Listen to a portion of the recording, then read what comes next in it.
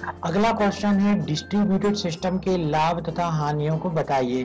पिछले क्वेश्चन में हमने देखा डिस्ट्रीब्यूटेड सिस्टम क्या है और उसके दोनों एस्पेक्ट हमने देखे कि किस प्रकार से इंडिपेंडेंट कंप्यूटर्स को भी डिस्ट्रीब्यूटेड सिस्टम कहा जाता है, किस प्रकार से सिंगल कंप्यूटिंग को भी जो है डिस्ट्रीब्यूटेड सिस्टम कहा जाता है, जिसके अंतर्गत क्लाइंट सर्वर आर्किटेक्चर आता है। अब हम यहाँ पढ़ने वाले हैं लाभ और हानियों को। देखो जैसे जैसे विषय आगे बढ़ते जाते हैं तो आपको जो विषय पुराना है उसको भी दिमाग में रखना पड़ेगा क्योंकि वो इससे जुड़ा हुआ है। ठीक है, चलिए इसमें देखते हैं। डिस्ट्रीब्यूटेड सिस्टम के निम्नलिखित लाभ हैं। पहला है कीमत। कंप्यूटर्स कंपोनेंट के लिए प्रयोग किए जाते हैं, हार्डवेयर की परफॉर्मेंस के आधार पर कम कीमत होती है। ठीक है ना। इसके लाभ क्या है कि कंप्यूटर्स कंपोनेंट के लिए प्रयोग किए जाते हैं, हार्डवेयर की परफॉर्मेंस के आधार पर कम कीमत होती है। तो अगर हार्डवेयर हमको कम लगाना है तो कम कास्ट का भी हम हार्डवेयर इस्तेमाल कर सकते हैं, ये इसका लाभ हुआ। दूसरा परफॉर्मेंस लाभ है इसका, कंबाइंड प्रोसेसिंग तथा बहुत सारी नोड्स की स्टोर क्षमता के प्रयोग द्वारा परफॉर्मेंस लेयर अच्छा होता है, अर्थात प्रोसेस का कलेक्शन सेंट्रलाइज्ड कंप्यूटर की अपेक्षा अच्छी परफॉर्मेंस देता है। इसका मतलब ये हुआ कि जब बहुत सारे कंप्यूटर सिंगल कंप्यूटिंग के रूप में कार्य करते हैं तो परफॉर्मेंस तेज हो जाती है। ठीक है, जब बहुत सारे कंप्यूटर एक साथ काम करते हैं डिस्ट्रीब्यूटेड सिस्टम में तो परफॉर्मेंस तेज हो जाती है। तो ये भी डिस्ट्रीब्यूटेड सिस्टम का एक लाभ हुआ।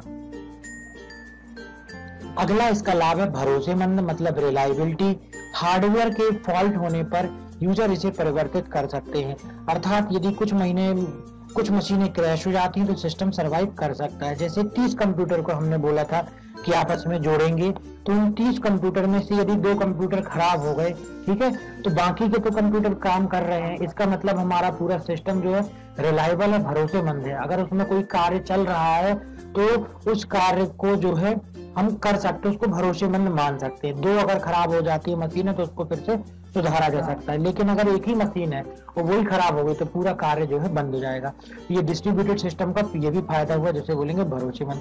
डिस्ट्रीब्यूशन, कुछ एप्लीकेशन जैसे ईमेल तथा वेब के रूप में प्राकृतिक रूप से डिस्ट्रीब्यूट किए जाते हैं। तो डिस्ट्रीब्यूशन भी इसका एक लाभ है कि हमारा बहुत सा डेटा जो है हम नेटवर्क में डिस्ट्रीब्यूट कर सकते हैं। जैसे ईमेल के माध्यम से हम क्या करते हैं, अपने मशीन से दूसरे व्यक्ति को जो है डेटा भेज देते हैं ईमेल के माध्यम से। तो ये भी फायदा हुआ डिस्ट्रीब्यूटेड सिस्टम का कि अगर कंप्यूटर आपस में जुड़े हुए हैं तो हम अपना जो है डेटा इंटरनेट के माध्यम से कहीं भी भेज सकते हैं। डेटा रिसोर्सेज की शेयरिंग, बहुत सारे एप्लीकेशन में डेटा को शेयर करना आवश्यक है, जैसे बैंकिंग, रिजर्वेशन सिस्टम आदि।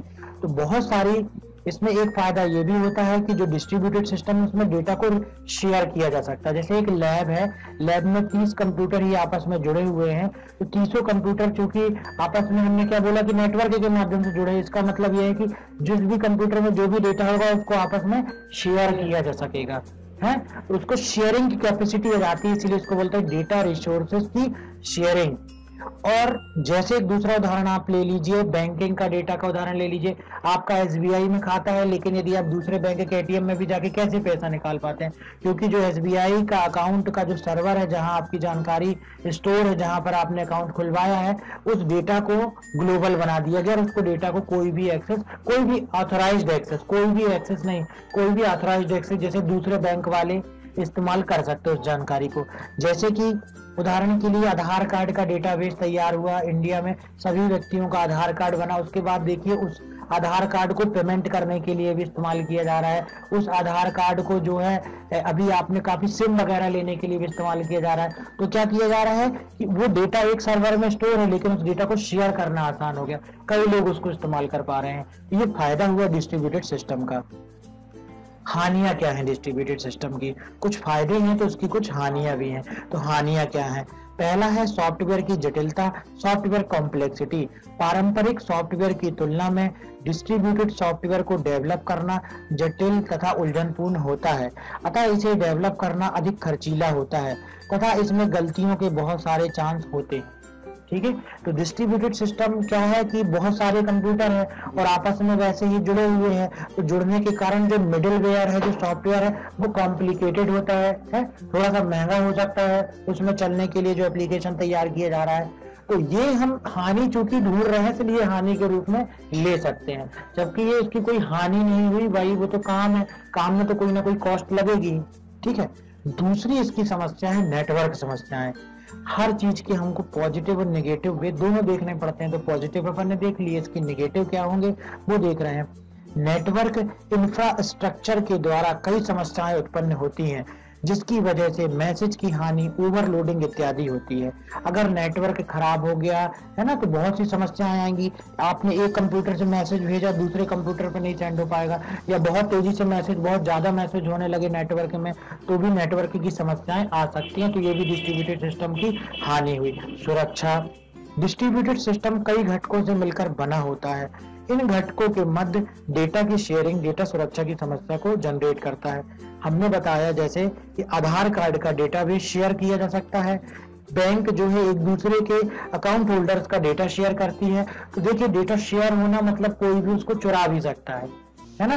तो डेटा की सिक्योरिटी में भी सवाल आ जाते हैं कि डेटा जहां भी नेटवर्क में आया, डेटा जहां भी इंटरनेट में आया, इसका मतलब ये हो गया कि वो कोई ना कोई नेटवर्क और भी उसको एक्सेस कर सकता है। तो सुरक्षा की समस्या जो है इसमें आ जाती है, ये भी एक हानि हुई।